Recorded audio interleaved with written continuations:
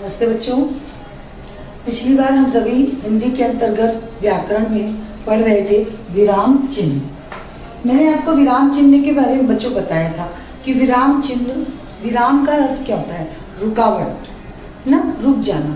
यानी हम कई बार ऐसा होता है कि रास्ते में कई बार हम घर से निकलते हैं, यात्रा करते हैं या तो कहीं पर, तो लंबी यात्रा रहती है, तो हमें क्या करना होता है? बीच में हम कहीं थोड़ा थोड़ा रुक के चलते हैं, सांस लेके, अर्थात विश्राम करते हुए यदि चलते हैं तो हम क्या होता है, अपनी मंजिल तक पहुंच जाते हैं। तो वैसे ही हमें लिखते समय भी वही काम करना होता है। लिखते समय भी हमें कई बार चिन्हों के द्वारा अपनी बात को दर्शानी होती है कि किस तरह से जो है वहाँ पर चिन्ह लगेंगे। विराम चिन्ह यानी रुकने के लिए चिन्ह। मैं आपको चिन्हों के जो है, मैंने पिछली बार आप लोगों को चिन्हों के प्रकार बताए थे कुछ, तो आपको पूर्ण विराम, अर्ध विराम, योजक चिन्ह, उसके बाद पुनरुक्ति चिन्ह, इसके बाद बहुत सारे चिन्ह मैंने आप लोगों को बताए थे बच्चों। अब आज हम सभी उन्हीं चिन्हों के बारे में, एक एक चिन्ह के बारे में आज चर्चा करेंगे। तो चलिए बच्चों, चिन्ह की तरफ चलते हैं। प्यारे बच्चों, आप देखिए विराम चिन्ह। विराम चिन्ह में पहला विराम चिन्ह है अल्प विराम। आपको दिख रहा है, अल्प विराम को इंग्लिश में कॉमा कहा जाता है। कोष्ठक में जो ये चिन्ह लगा हुआ है, ये कॉमा का चिन्ह यानी अल्प विराम का चिन्ह लगा हुआ है। तो चलिए देखते हैं अल्प विराम की परिभाषा क्या होती है।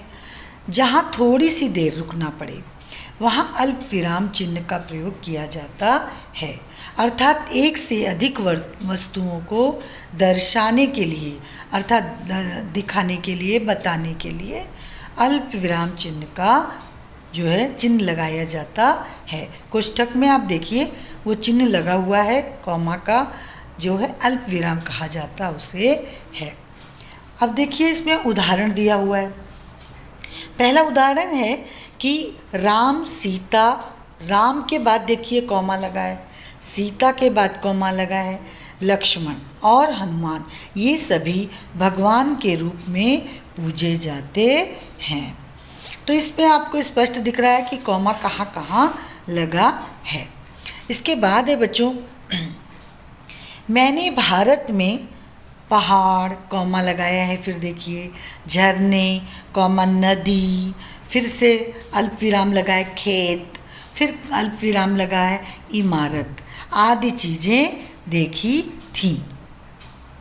उसके बाद तीसरा आप देखिए, तीसरे में लिखा है वाक्य, माताजी ने बाजार से सेब, केले और अमरूद खरीदे। सेब के बाद देखिए वहाँ पे अल्प विराम का चिन्ह लगा हुआ है। तो अब आपको अल्प विराम समझ में आ गया होगा कि अल्प विराम किसे कहते हैं। उसके बाद है बच्चों, आप एक आध और भी ले सकते हैं, जैसे आप उदाहरण के रूप में कि मैंने लाल, फिर कॉमा, अल्प विराम, पीला, फिर अल्प विराम, हरा, अल्प विराम, गुलाबी और नीला रंग जो है नीले रंग के गुब्बारे खरीदे। मैंने लाल, पीला, हरा, गुलाबी और नीले रंग के गुब्बारे खरीदे। तो बच्चों इस तरह से आपको इसके बीच बीच में जब रुकना है तो वहाँ पे अल्प विराम का चिन्ह लगाना पड़ता है। तो बच्चों उसके बाद दूसरा देखते हैं, चलिए अर्ध विराम। अर्ध विराम जिसे इंग्लिश में सेमीकोलन कहा जाता है। तो इसका आप देखिए कोष्ठक में सेमीकोलन, वो एक बिंदी लगी रहती है ऊपर और एक नीचे, उसके नीचे जस्ट कॉमा लगा रहता है, उसे क्या कहते हैं? अर्धविराम चिन्ह। अर्धविराम चिन्ह बच्चों इसकी परिभाषा देखिए, जहाँ अल्प विराम की अपेक्षा कुछ अधिक देर तक रुकना पड़े, अल्प विराम से जो है थोड़ा ज़्यादा रुकना पड़े, वहाँ पर अर्धविराम का चिन्ह लगाया जाता है। वहाँ पर अर्धविराम का प्रयोग करते हैं। इस चिन्ह का प्रयोग उसी समय करते हैं जहाँ अल्प विराम से थोड़ा सा ज़्यादा रुकना पड़ता है। अब उदाहरण के लिए देख लीजिए बच्चों, इसमें पहला आपको उदाहरण दिख रहा है, सूर्योदय हो गया, थोड़ी देर रुके आप। चिड़िया चहकने लगी और कमल खिल गए। आप देखिए इसमें दो बातें कही हैं। सूर्योदय हो गया, उसके बाद थोड़ा रुकना पड़ा, अल्प विराम से ज़्यादा। तो चिड़िया चहकने लगी अगला वाक्य है, तो उसमें यहाँ पर अर्धविराम का चिन्ह लगाया गया है। उसके बाद दूसरा देखिए, मनुष्य मरणशील है, वह नहीं समझ रहा है। आपको रुकना पड़ा, यहाँ थोड़ा सांस लेनी पड़ी। मनुष्य मरणशील है, वह नहीं समझ रहा है। तो बच्चों इस तरह से आप अर्धविराम चिन्ह का प्रयोग जो अल्प विराम से थोड़ा ज़्यादा लगा सकते हैं। तो वहाँ पर देखिए बच्चों आप वाक्य बना सकते हैं, जैसे कि कई वाक्य हैं, जैसे जाना तो मुझे भी था, फिर अल्प विराम, थकान की वजह से जा न सकी। तो यहाँ पे आपको ऐसे अनेकों वाक्य हैं मिलेंगे जहाँ पर आपको अर्धविराम चिन्ह का प्रयोग करना पड़ता है। जैसे मैंने उसे डांटा ही नहीं, फिर देखिए यहाँ पर फिर थोड़ा रुकना पड़ा, अर्धविराम लगेगा, प्यार से समझाया भी उसे। इस तरह से आप देख सकते हैं कि अर्धविराम का प्रयोग हमें बहुत सोच समझ के और कई जगह किस तरह से करना पड़ता। इसके बाद है बच्चों तीसरा है पूर्ण विराम। पूर्ण विराम देखिए आपके कोष्ठक में लिखा हुआ है, पूर्ण विराम का चिन्ह बना हुआ है, एक पाई खींची गई है सीधी और उसे पूर्ण विराम कहते हैं।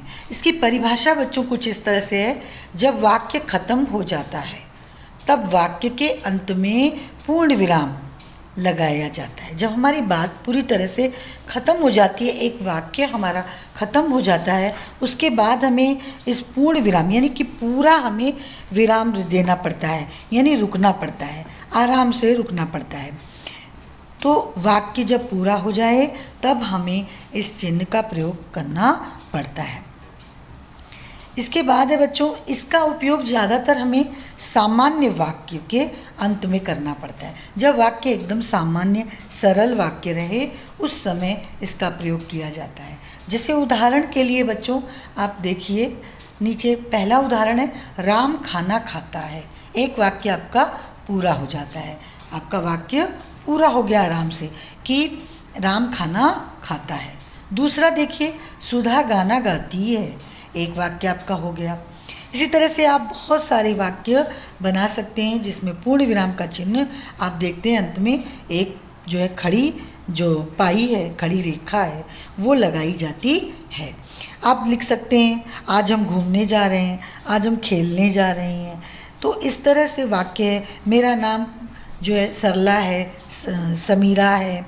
आप अनेकों प्रकार के नाम जो भी हैं आप करके उपयोग, और जब आपकी बात समाप्त हो जाती है तो उसके बाद पूर्ण विराम का चिन्ह लगाया जा सकता है।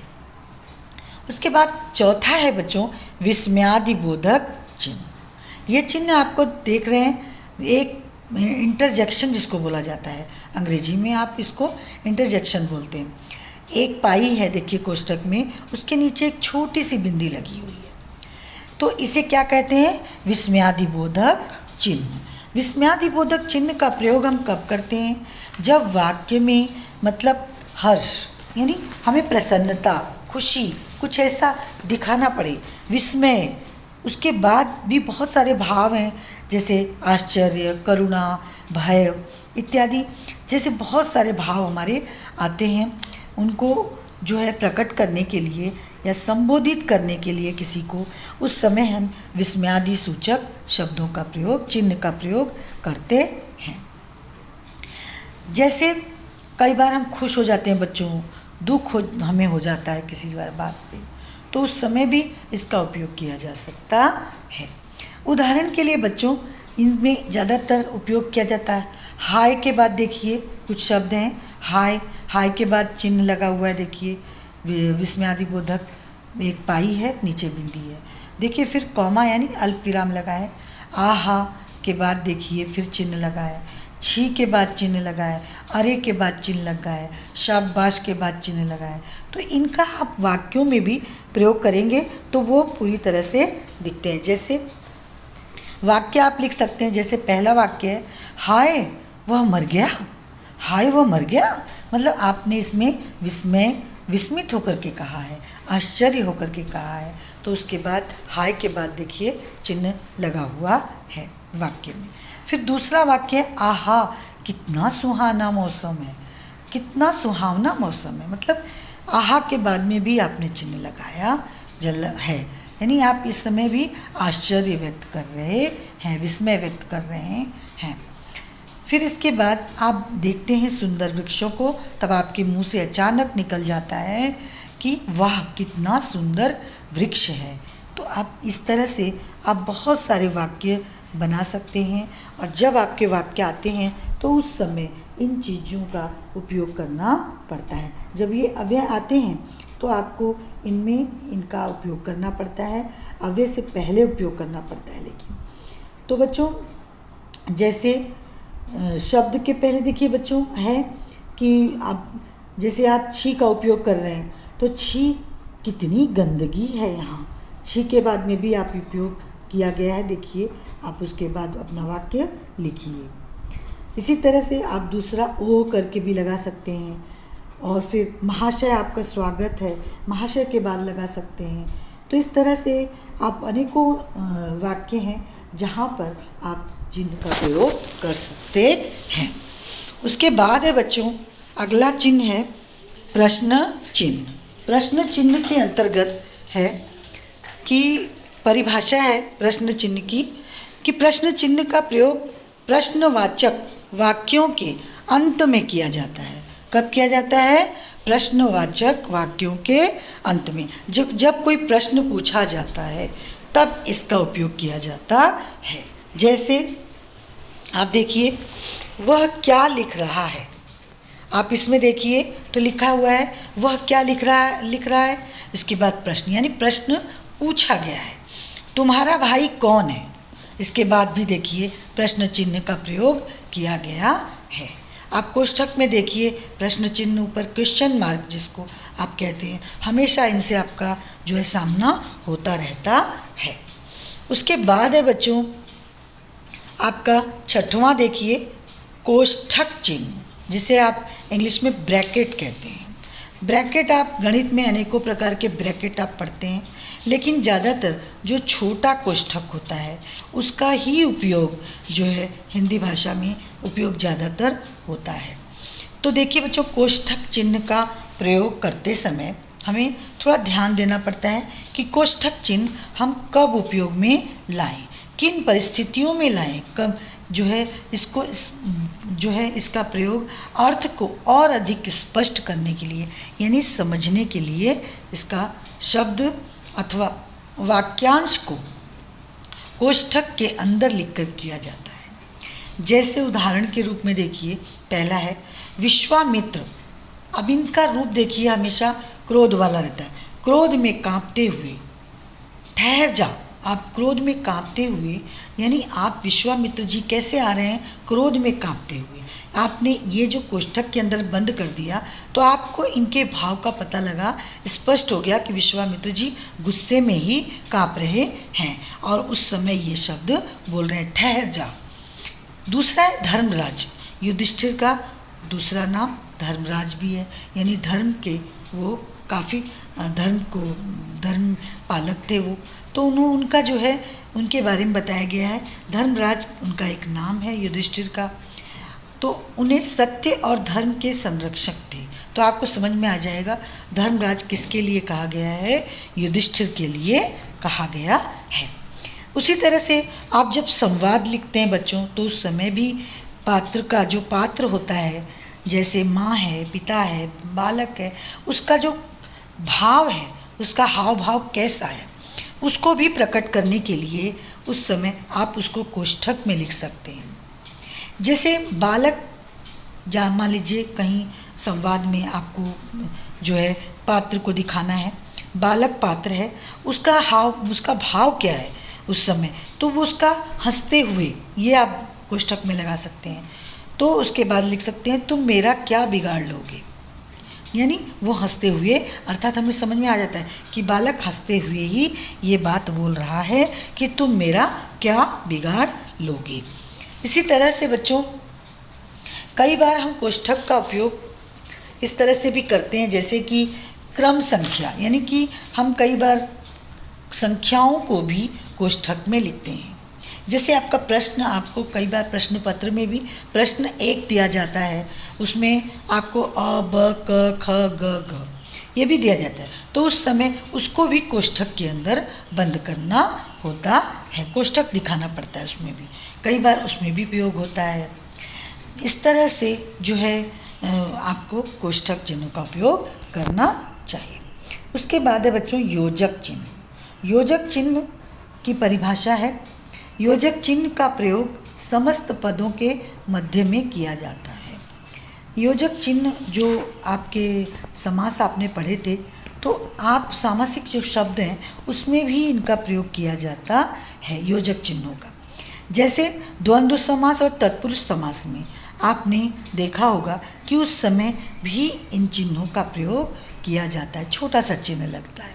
जैसे सुख दुख, लाभ हानि, दिन रात, यश अपयश, तन मन धन। देखिए यहाँ पर आपको योजक चिन्ह दिखाई दे रहा होगा, एक छोटा सा जो है डैश रहता है, एकदम छोटा सा, वही दिखता है, तो उसका उपयोग किया जाता है। कई बार बच्चों आप लोग कई युग्म, शब्द युग्म जैसे रहते हैं, वहाँ पर भी इसका प्रयोग करते हैं। जैसे चलते चलते, बार बार, उठते बैठते, हंसते गाते, तो इन जगहों पर भी जो है वो आप उपयोग करते हैं। जैसे देश के दीवानों ने तन मन धन से देश की रक्षा के लिए प्रयत्न किया, तो यहाँ पर भी जो है आपको योजक चिन्हों का प्रयोग किया गया है। उसके बाद है बच्चों आपका 8वां चिन्ह आता है, तो 8वां चिन्ह हम लोग बाद में पढ़ेंगे बच्चों, अगले जो कक्षा हमारी होगी उस समय पढ़ेंगे। आज के लिए इतना ही, धन्यवाद बच्चों।